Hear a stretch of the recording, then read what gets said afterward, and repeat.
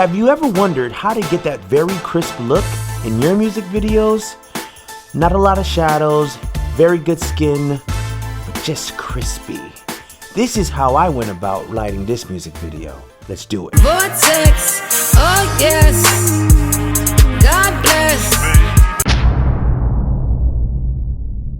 What it is, what it does, what it was, or whatever. I'm Magnus, and I'm coming straight to you. Okay, this is a new concept. This is a new type of video. I need to bring more energy because I want my videos to look like this. Make sure you tell your DP, hey, I think this is a better frame, like these textures, so you can come out with a better product. Yeah, I just thought that it was kind of bland and I was being too serious. So I want to make it a little fun. So today I'm going to present Fab, Flat, and Whack. What is this? This is a very simple way to break down some films, videos, scenes that I've shot, and I might do some other people's stuff just to see from my perspective. My point of doing this is to teach individuals somehow, somewhere, somewhat, just a little bit of something so they can take out of it, then you can understand the different textures, the different elements that come into scenes, that come into shooting, and what it really means. And I'm just trying to do it a very, very fun, artistic, sarcastic way.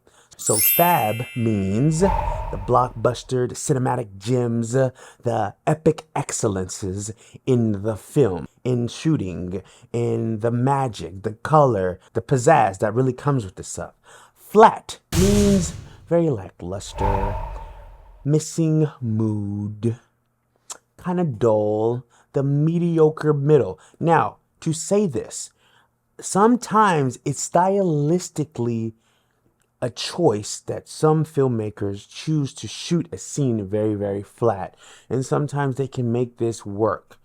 But I'm just saying there's a difference between Fab, Flat, and Whack. And of course, Whack. I don't mean any disrespect when I say something's whack. I just think that it wasn't executed in the best way. And sometimes on set, sometimes we don't have enough time. Sometimes we don't have enough crew. Sometimes we don't have enough budget. Sometimes we just got to get through it. And we understand this.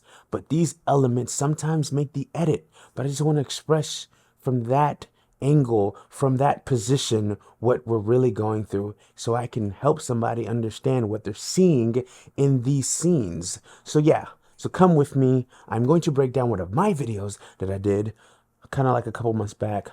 This first video is called Vortex by Pinky Killicorn. She's a music artist around the DMV area. So let's do this. Let's go and let's get active.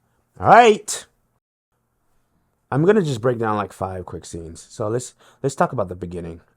Anyways, these are just intro shots. Master your intros, master your inserts. They're different pieces to the story. And sometimes you don't have enough scenes. Sometimes you don't have enough real estate to really go about being very, very drastic and be very, very like broad with some stuff. Sometimes you have a very, very box. I'm saying very, very too much.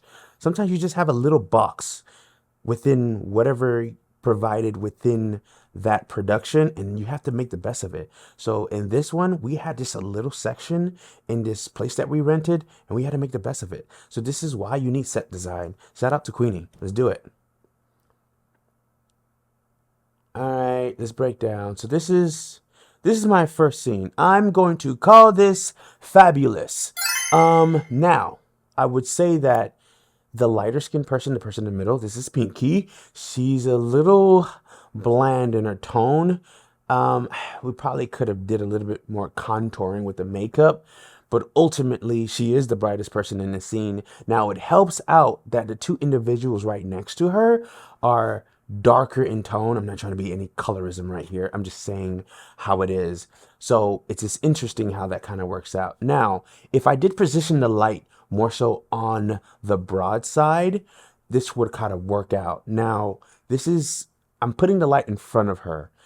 It's not the best way to do it if you're trying to create any type of contrast into somebody's face. So yeah, but ultimately, since we have 3 faces, people like seeing faces, and the background kind of stands out because of that black fabric that we put behind those in between the wood. That really helped out. And just all the little things, the plant in this yellow skirt, and the couch, her necklace, and the shirt, like all that color really pops up at the eye. So this is fabulous. Good job to me. Let's go. Now, this is an interesting angle. Now, why did I shoot it this way? So since we were in such a very small sector of a location, I decided to see what can I do creatively with the camera. So I decided to go an up angle. Now, this is not new. We all do this, but I thought it would have been cool if we had like a, what's that game called? I think it's Twister. Yeah, they're kind of running around. I don't think they're really playing it, but she has her song and they're just chilling, grooving, doing their things. It's a cool shot. Now again, let's look at the elements. Now, nothing is flat here. You see so many different colors popping out. Nothing really looks bland because Renee, she dressed fantastically. I love her shoes. Everybody was giving her credit for that. My man right here with the orange jumpsuit, and then Pinky with the yellow hat matching the yellow boombox. So yeah, but you see just the colors coming from the right of the frame to the left of the frame, or the left of the frame to the right of the frame. There's just different elements, different things to look at. It's a pleasure. For some reason, your eyes just likes contrast. See how we did that there. Let's go. So, this is a flat-ish shot. I wouldn't say it's totally flat, but it's flat-ish. Because now I did create a gradient in the background. What did I do to create gradients in the background? I kind of put like a stereo tube or a land light, some type of tube or some type of light to just kind of shoot it up. So as it travels, you see the brightness kind of diminish as the light travels up or down. I'm not sure where the light is. So that's what we did there. I'm calling this flat because now there is great separation between her and the background, but at the same time, it's close enough that I say it's flattish, but I'm still going to give myself a little bit of credit. I like this scene. Now this is a close up on the face. As you can see the camera, you can really see the makeup marks.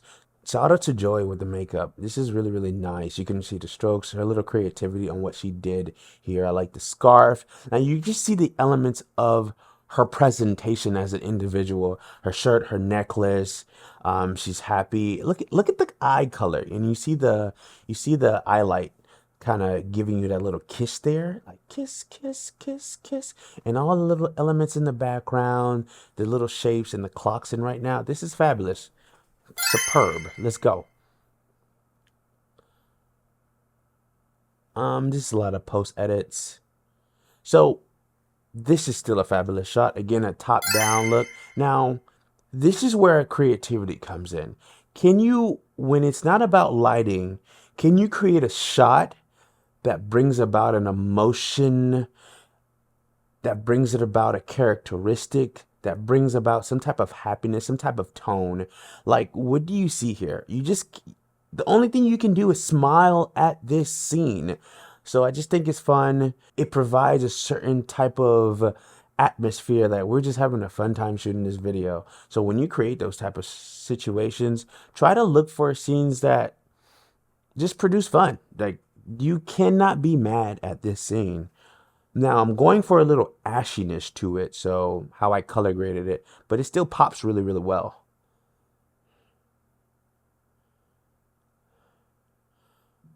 Now let me tell you about this color shift. Now this scene, fab, but there's a little color shift. It's the hardest to create the most dramatic scene from a wide, because you just can't control every element.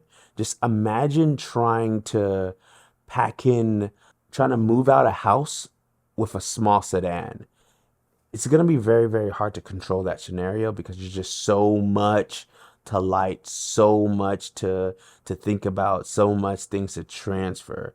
So in this thing, since everything is front lit, so ultimately, luckily enough, if we only had like 2 to 3 colors, a lot of this would be flat, since there's just so many elements that are just on top of each other. It's the creative chaos to the scene that really brings the happiness and the joy. And even adding the little color in the background here really gives us a little touch, because that wall is really white, but you can kind of see like the stereotype underneath. But yeah, man, just think about these things. If you don't have total control, you have control of what you can put in your scene. Um, yeah, man, that's pretty much it. I think that's all I can really say about this video. Fast, cool, and controlled. And yeah, so my biggest takeaway about this scene is this is a high key shoot. What does high key mean? Everything's bright, everything's lit, not a lot of shadows from the standpoint of darkness. There's shadows as far as contrast and colors and saturation, but I'm not creating a lot of shadows as my separations factor. The only darkness you probably can have seen there was the elements in between the wood panels that you see in the background. But yeah, I hope you guys learned something. So this was the first episode of Fab, Flat, and Whack. Good thing this is one of the videos I did a really good job at. So I hope somebody took something away from this. Again, I'm trying to help somebody somewhere, somehow, somewhat, just a little bit, so you can do something. Until next time, there'll be a next time. Keep tuning in, subscribe, hit that like button. The bell is way too loud, but if you like to, hey. But yeah, see you. Boom.